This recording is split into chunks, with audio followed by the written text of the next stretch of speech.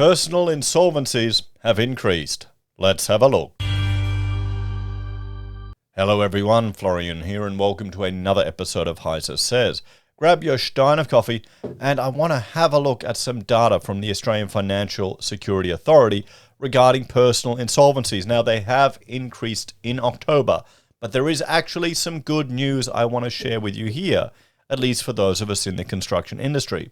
On the channel, we've been following the construction apocalypse. It's been spec builder after spec builder and some big builders going under.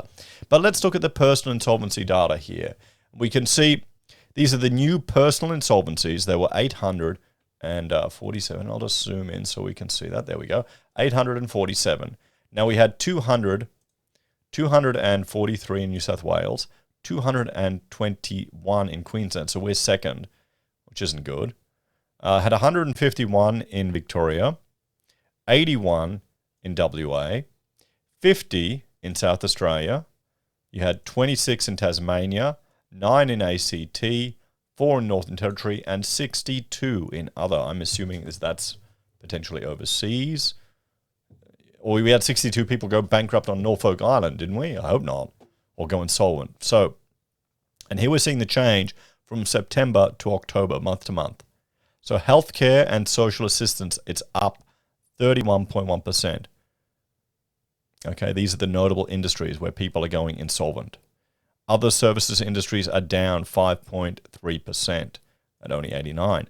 Now construction, that's a big move. We're down 20.9% to 87 going insolvent.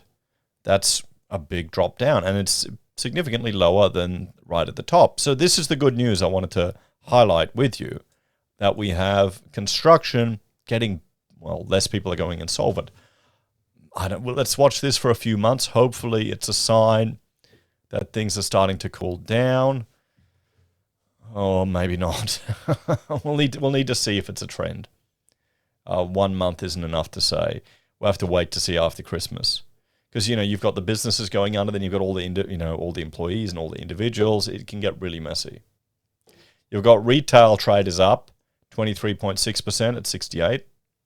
Administrative and support services are up 22.6%. And transport, postal and warehousing are up 21.5%, are down 21.5%. So we've got healthcare up, other services down, construction down, retail up, administrative support up, and transport down. And we had 485 bankruptcies, 349 debt agreements, 8 personal insolvency agreements, and 5 deceased estates. If we have a look here, 174 were business-related new personal insolvencies. Of the bankruptcies, 31.8 were business-related, 68.2 were non-business-related. The debt agreements, 5.2% were business-related, and 94.8% were non-business-related. Personal insolvencies, 12.5 were business-related, only 1, and 7 were non-business related, and only 1 of the deceased estates was business related. If we have a look here, let's read what they have to say. So, personal insolvencies increased in October 22, according to new monthly statistics released today, a few days ago, by the AFSA. During October, there were 847 new formal personal insolvencies, up from 833 in September. Of the new personal insolvencies, 485 were bankruptcies, 349 were debt agreements, 8 were personal insolvencies agreements, and 5 insolvent deceased estates in October 2022. Where we could identify the industry an individual worked in, the most common industries were healthcare and social assistance, other services, and construction. Okay, so construction still in the top 3.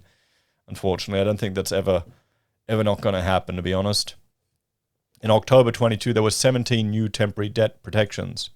Throughout the period, 154 people who declared bankruptcy were also involved in a business, down from 175 in September. People experiencing financial stress are encouraged to seek support early. Free confidential assistance is available through the National Debt Helpline. If you're facing unmanageable debt and considering formal insolvency options, reach out to a registered trustee or a registered debt officer and contact them. And one thing that's interesting here, I've captured this in my screen capture of their website. No, that wasn't it. Okay. didn't appear. There was a little thing on the screen where if you press a button, it instantly takes you to like the weather, like a boss switch on a computer game. Remember those? You're probably too young to remember it, but you know, the boss key, and the Space Quest games or Leisure Suit Larry, Sierra games would say how much you've actually been playing, so they'd backfire. Anyway, let's have a talk about this one. So guys, personal insolvencies have gone up from the previous month. Construction sector is down. Certainly something to keep an eye on. Queensland's right up there, guys, and I'm not surprised with the tourism sector and the issues that we've had. We'll have to see. This is going to be an interesting Christmas period. I want to keep an eye on those retail figures next year to see if people are still spending over the holiday period, or if hipster lay-by, aka Afterpay, is going to come to the rescue. I hope not. I hope people just cut back and spend less on presents. It's okay. Okay, the kids are not going to get traumatized if you don't buy them the most expensive shit. Okay, it's fine. Just don't spoil them.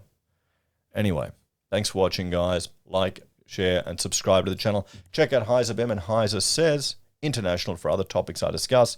If you want to support the channel, you can financially on YouTube or Patreon, using our referral links, buying our pocket squares, or calling us if you need an architect. Take care, everyone. Have a great day, and I'll see you in the next episode. Hopefully with some better news about insolvencies next month. We'll have to see.